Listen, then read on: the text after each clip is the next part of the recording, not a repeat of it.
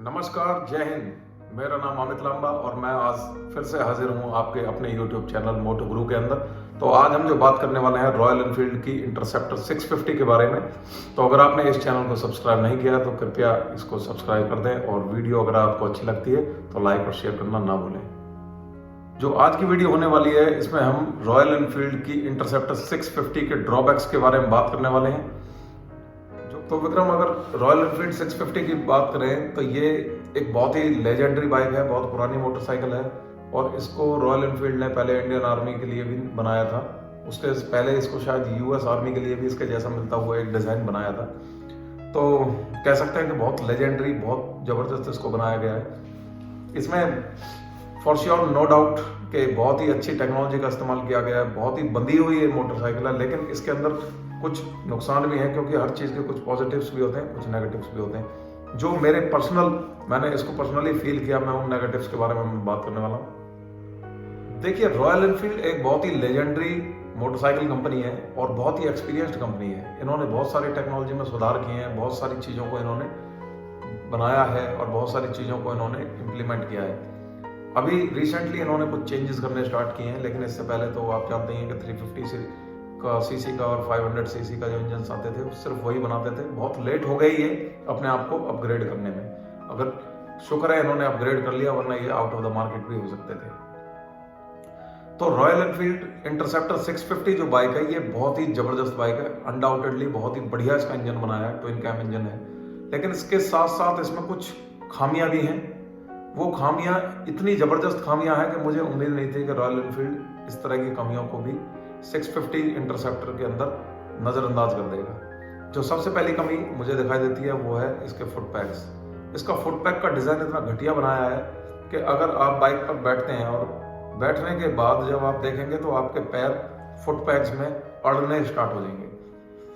मैंने जब इसको बाइक पर बैठ के इसको आगे या पीछे की तरफ खिसकाना शुरू किया तो मेरे फुट पैक्स जो थे वो मेरे लेग्स में स्टक कर रहे थे, जो कि एक बहुत ही भद्दा डिज़ाइन है।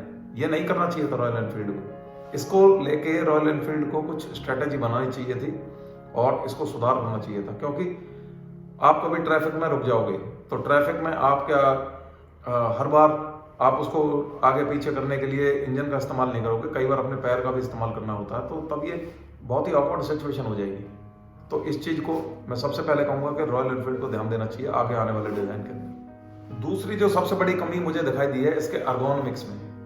अर्गोनॉमिक्स में मैं पोस्चर को डिनोट कर रहा हूँ। जो पोस्चर है रॉयल एनफील्ड इंटरसेप्टर 650 का, वो मेरे लिहाज से सही नहीं है।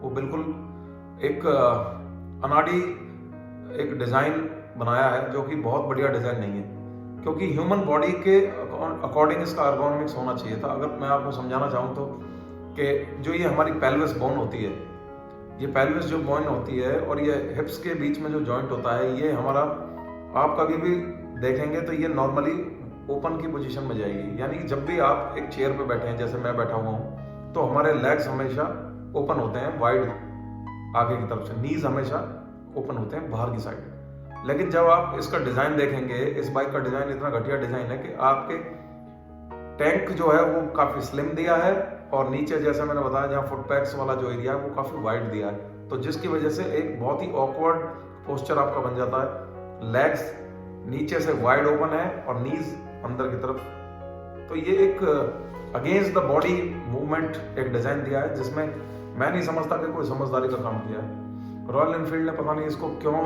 इस डिज़ाइन को इम्प्लीमेंट किया। इस चीज़ को उन्हें सुधार करना चाहिए। एक बॉडी के अकॉर्डिंग अर्गोनॉमिक्स होने चाहिए जिसमें आदमी कंफर्टेबली उसको ड्राइव कर सके।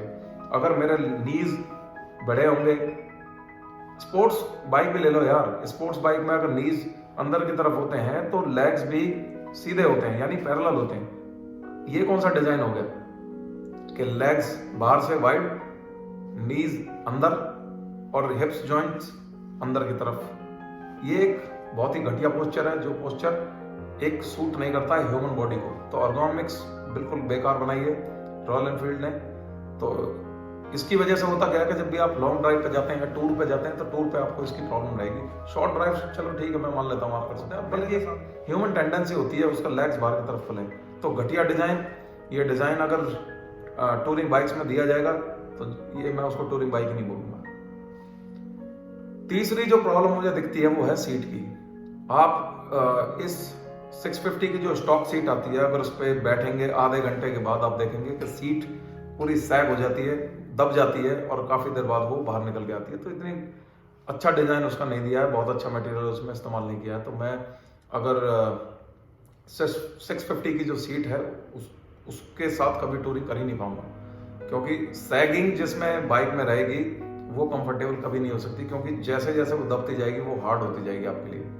तो ब्लड सर्कुलेशन होना चाहिए, टूरिंग बाइक ये बिल्कुल भी नहीं है अगर इस कॉन्टेक्स्ट में देखा जाए तो। अगला जो पॉइंट है वो है हेडलाइट। हेडलाइट बहुत ज़्यादा इफेक्टिव नहीं है।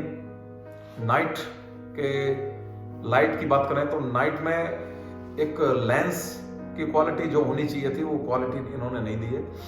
और मैं उम्मीद करता हूँ कि टूरिंग बाइक अगर इसको आप बना के बेच रहे हैं तो एक सिचुएशन को ख्याल में रखा जाए कि आप ऐसे रोड पे भी चल रहे हैं जहाँ पर हो सकता है कि स्ट्रीट लाइट्स ना हो, तो वहाँ पे लाइट अच्छी होनी चाहिए। तो एक्सटर्नल लाइट, ऑक्सिलरी लाइट्स आपको उसमें लगानी पड़ेंगी अगर आप टूरिंग पे जाना चाहते हो। नॉर्मली सिटीज में कोई प्रॉब्लम नहीं आती, लेकिन हाँ ऑफ रोडिंग अगर आप करते हैं तो लाइट्स इसकी वीक है। अगला जो पॉइंट है वो है गियर शिफ्ट इंडिकेटर।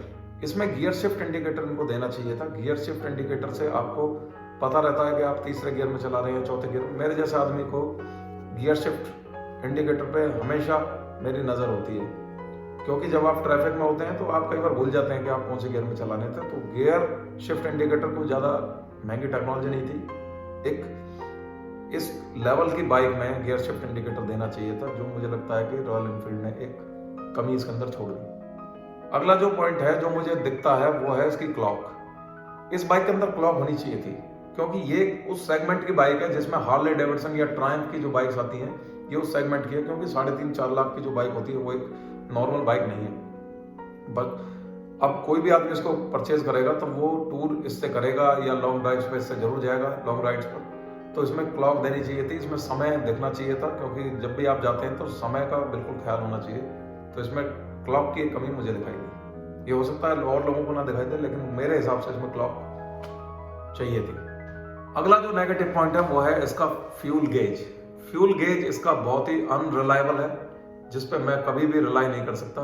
आप चलाते जाएंगे तो पहले जो इसका सबसे ऊपर वाला जो बार है, जैसे वो डाउन नहीं होगा, उससे पहले की बात करते हैं तो आपको लगेगा कि ये तो बाइक का तेल ही खत्म नहीं हो रहा, चलती जाएगी। अचानक से वो जब डाउन होएगी तो फिर डाउन ही होती चली जाएगी।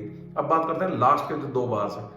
एक फनी चीज मैंने इसके अंदर देखी कि जब आप चलाते जा रहे हैं वो इतना समय दिखाएगी आपको कि इसका पेट्रोल जैसे खत्म ही नहीं हो रहा। तो लास्ट के जो 2 बार्स हैं वो आपको लगेगा कि अभी तो बहुत पेट्रोल है। जैसे ही आप इसको बंद करेंगे, कहीं ढाबे पे चाय वगैरह पियेंगे, उसके बाद जैसे ही आप आके इसकी चाबी को ऑन करेंगे, देखेंगे कि वो 2 से अचानक से एकदम 1 पे पहुंच गया। आपको आइडिया भी नहीं लगेगा कि आपका बाइक का पेट्रोल खत्म होने वाला है। फिर आप पास में पेट्रोल पंप ढूंढने लगेंगे।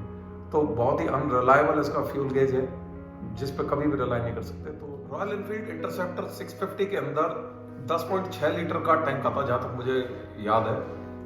और अगर आप इसको ड्राइव करते हैं फुल टैंक करवाने के बाद तो मिनिमम 220 किलोमीटर ये ड्राइव हो जाएगी, या मैक्सिमम 270 किलोमीटर ये आप इसको चला पाएंगे। तो ये फिगर आपके दिमाग में होने चाहिए, क्योंकि फ्यूल गेज पे मैं रिलाई बिल्कुल भी नहीं कर सकता। आप कभी लॉन्ग राइड्स पे अगर आप जा रहे हैं स्पेशली, तो ये फिगर आपके दिमाग में बिल्कुल होना चाहिए कि 220 या 270 या 250 उतना किलोमीटर ये चला पाएंगे फुल टैंक करने के बाद। उसके बाद फिर से इसमें पेट्रोल भरवाना पड़ेगा। Fuel gauge unreliable. इंटरसेप्टर 650 के अंदर इलेक्ट्रिकल्स बहुत ही वीक दिए गए हैं। आप जब भी, पता नहीं आपके साथ हुआ नहीं हुआ, मेरे साथ तो कई बार हुआ है कि जब भी आप इसको धोते हैं, धोने के बाद जब आप खड़ी कर देते हैं तो आप देखते हैं कि लाइट्स जो हैं वो थोड़ी टिमटिमाने लगती हैं, थोड़ी वीक हो जाती हैं। तो इलेक्ट्रिकल्स थोड़े वीक दिए हैं, जो कि ऑल वेदर बाइक, एक मैं इसको कहूँगा, अगर आप इसको लेके जाते हैं कहीं बाहर, तो ऑल वेदर बाइक के अंदर ये सारी चीज़ें नहीं होनी चाहिए। उसमें अच्छी क्वालिटी के इलेक्ट्रिकल्स होने चाहिए, उसकी लाइट्स अच्छी क्वालिटी की होनी चाहिए। रॉयल एनफील्ड ने इसमें कटौती करी है। अगली जो खामी मुझे जो पर्सनली दिखाई दी वो है इसका handle bar design. Handle bar काफी आगे है, जो कि एक रोडस्टर बाइक में होना भी चाहिए आगे की तरफ, लेकिन इतना भी ज्यादा नहीं होना चाहिए। तो आप कभी भी अगर 650 लेते भी हैं तो उसका 2 इंच, जैसे मैंने कराया 2 इंच उसको पीछे की तरफ करवाना होगा। 2 इंच कराने से बॉडी का आपके थोड़ा नजदीक आ जाएगी, तो कंट्रोलिंग अच्छी हो जाएगी, मैन्यूवरिंग अच्छी हो जाएगी। तो हैंडल बार को थोड़ा सा पीछे की तरफ करेंगे। जो भी डिज़ाइन है, जैसा भी डिज़ाइन है, अब जो है वो है, तो उसको थोड़ा नज़दीक आप बॉडी के लेके आएंगे, उसके बाद फिर आप उसको कंफर्टेबली ड्राइव कर सकते हैं। अगला जो पॉइंट है वो है रस्टिंग। ये काफ़ी लोगों को ये प्रॉब्लम आनी स्टार्ट हुई है और रॉयल एनफील्ड को इस पर ज़रूर कुछ ना कुछ काम करना चाहिए और ये वाजिब भी है, क्योंकि अगर आप एक अच्छी लेवल के आप बाइक्स प्रेजेंट कर रहे हो इंडियन मार्केट में, तो आपको ये रस्टिंग की प्रॉब्लम सॉर्ट आउट करनी पड़ेगी बहुत जल्दी। जो पहले के कास्ट आयरन इंजन आया करते थे उनमें रस्टिंग कभी नहीं आती थी। आप देखेंगे उसके चेसिस 20-20, 50-50 साल तक, जैसे आप कहते थे ना वो रॉयल एनफील्ड मेरे दादा ने खरीदी थी, मेरे पिताजी ने खरीदी थी, तो वो रॉयल एनफील्ड की जो क्वालिटी थी और आज के रॉयल एनफील्ड की जो चेसिस की क्वालिटी है वो नहीं है। जमीन आसमान का अंतर इसमें पैदा हो गया है। अब ये कॉस्ट वाइज हो सकता है या क्या इसके पीछे रीजन रहा होगा, ये रॉयल एनफील्ड जाने, इसमें मैं कमेंट क्या करूंगा। लेकिन एक अच्छी बाइक के अंदर मुझे लगता है कि बहुत बढ़िया इनका डिज़ाइन हो सकता था, बहुत बढ़िया इनका चेसिस हो सकता था, मेटल बहुत अच्छा यूज़ कर सकते थे, थोड़ा और कॉस्ट बढ़ जाती, लेकिन इन्होंने उस चीज़ पे ध्यान नहीं दिया। मैं आए दिन देखता हूँ कि 15 दिन में, 20 दिन में जंग लग गया, बाइक में स्टार्ट हो जाती है जंग लगनी। तो रॉयल एनफील्ड को इस पर ध्यान देना पड़ेगा। देखिए, मैं फिर से कहूँगा कि 650 इंटरसेप्टर एक बहुत बढ़िया बाइक है, कोई भी प्रॉब्लम नहीं है अगर आप इस बाइक को परचेज करते हैं। ये जो पॉइंट्स मैंने बताए हैं ये इसकी खामियां हैं और खामियां हर बाइक के अंदर होती है। मैं फैट बॉय के अंदर खामियां बताता हूँ, मैं ट्रायम्फ के अंदर खामियां बताता हूँ। खामियां जब तक मैं नहीं बताऊंगा तब तक आप एक सही रिव्यूज नहीं ले पाओगे। अगर मैं पॉजिटिव बताता चलूँ तो इस बाइक के अंदर इतने पॉजिटिव्स हैं कि आपको मैं बताता ही जाऊंगा, सुबह से शाम हो जाएगी। लेकिन नेगेटिव्स बहुत इंपॉर्टेंट होते हैं। किसी भी बाइक के बारे में अगर एक फेयर रिव्यूज देना है तो हमेशा नेगेटिव्स के बारे में बात करनी चाहिए, क्योंकि नेगेटिव्स ही वो रिव्यूज होते हैं जो आपको पहले से मेंटली प्रिपेयर्ड रखेंगे कि आप अगर ये बाइक लेने वाले हो तो विक्रम आपको ये दिक्कत आने वाली है। तो इसलिए नेगेटिव रिव्यूज पर मैं ज़्यादा फोकस करता हूँ। पॉजिटिव्स बहुत अच्छे हैं, बहुत अच्छी बाइक है, बहुत अच्छी कंफर्टेबल बाइक है, इंजन बहुत रिफाइंड है, इंजन बहुत बंधा हुआ इंजन है, आवाज़ बहुत कम है, वाइब्रेशंस बहुत कम है, स्पीड का पिकअप बहुत अच्छा है।